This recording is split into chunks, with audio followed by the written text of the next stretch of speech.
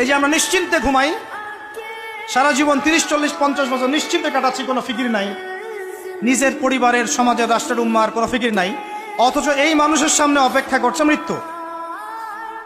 জি, আজকে থেকে 100 বছর পরে আমাদের মধ্যে কেউ থাকবে না পৃথিবীতে, এটাই সত্য। তারপরে আছে কবরের সওয়াল জবাব, তারপরে মিজান, এই পুলসিরাত, পুনরুত্থান, জান্নাত, জাহান্নাম, এগুলো আমাদের সামনে অপেক্ষা করছে।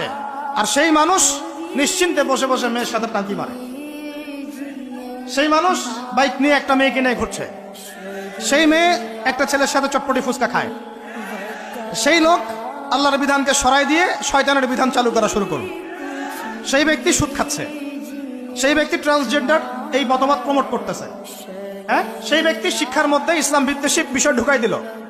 অত এই মানুষের সামনে পরকাল অপেক্ষা করছে, একদম টেনে হিস্ট্রি আল্লাহ পাক সামনে নিয়ে দাঁড় করাবেন, দাঁড় করে জিজ্ঞাসা করবেন।